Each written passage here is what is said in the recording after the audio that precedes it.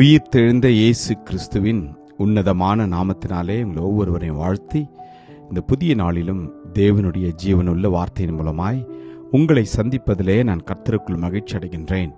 சங்கீதம் 91:15. அவன் என்னை நோக்கி கூப்பிடுவான், நான் அவனுக்கு மறு உத்தரவு அருள் செய்வேன். ஆபத்தில் நானே அவனோடு இருந்து அவனை தப்புவித்து அவனை கனப்படுத்துவேன். Psalms 91:15. Ye shall call upon me, and I will answer him. I will be with him in trouble. I will deliver him and honor him. Amen. கர்த்தருடைய நாமம் மகிமைப்படுவதாக. இந்த நாளிலும் கூட கர்த்தர் நம்மை பார்த்து சொல்கிறார், நீங்களும் நானும் தேவனிடத்தில் கேட்கிற விண்ணப்பங்கள் ஒவ்வொன்றுக்கும் அவர் நிச்சயமாய் பதில் கொடுப்பாராம். ஆம், நீங்கள் கடந்து போகிற ஆபத்தான பாதையில் அவர் நம்மை தப்புவிக்க வல்லமையுள்ள தேவனாய் இருக்கின்றார். வேதம் சொல்கின்றது, உன் வழிகளில் எல்லாம் உன்னை காக்கும்படி உனக்காக தம்முடைய தூதர்களுக்கு அவர் கட்டளையிடுவாராம். ஆபத்தில் நம்மை விடுவிக்கிற தேவன், சாபத்திலிருந்து நம்மை விடுவிக்கிற தேவன், கோபத்திலிருந்து நம்மை விடுதலை ஆக்குகிற தேவன். ஆம், சத்தியத்தை அறிவீர்கள், சத்தியம் உங்களை விடுதலை ஆக்கும் என்று வேதம் சொல்கிறது.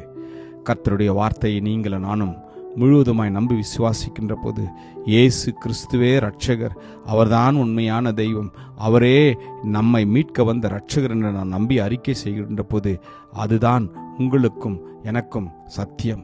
அவர்தான் நம்முடைய சத்தியம், அவர்தான் நம்முடைய ஜீவன், அவரே இந்த வார்த்தையாய் இந்த உலகத்திற்கு வந்தார்.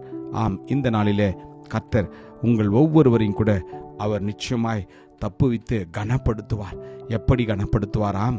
நீடித்த நாட்களால் அவளையும் திருப்தியாக்கி என் ரட்சிப்பை அவளுக்கு காண்பிப்பேன் என்று. அவனுக்கு என்றால் எல்லோரையும் குறிக்கின்றது, உங்கள் குடும்பத்தை குறிக்கின்றது, உங்கள் பிள்ளைகளை குறிக்கின்றது, உங்கள் தகப்பன், உங்களுடைய தாய் எல்லாரையும் குறிக்கின்றது. கர்த்தர் நீடித்த நாட்களாய் நம்மை அவர் திருப்தியாக்குவார். எதனால் திருப்தியாக்குவார்? அவருடைய பரிசுத்த பிரசன்னத்தினால் நம்மை திருப்தியாக்குவார். அவருடைய வார்த்தையினால் திருப்தியாக்குவார். அவருடைய வல்லமையினால் திருப்தியாக்குவார். அவருடைய அபிஷேகத்தினால் நம்ம ஒவ்வொருவரையும் அவர் திருப்தியாக்கி வழிநடத்துவார். சாபத்திலிருந்து நமக்கு விடுதலை நிச்சயமாய் கொடுப்பார்.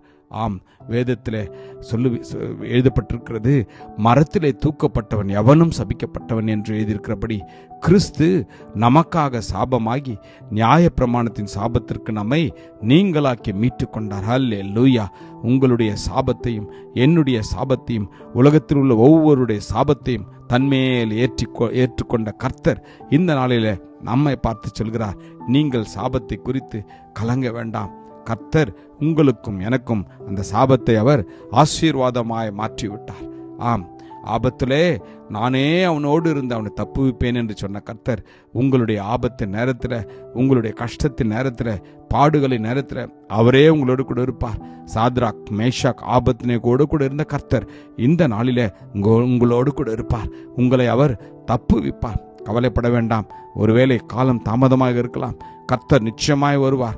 அவர் சொன்னதை நிறைவேற்றுகிற தேவனாய் இருக்கின்றார். ஆம், தேவன் இந்த நாளிலே உங்களை அப்படியே நடத்துவார். ஜெபிப்போமா?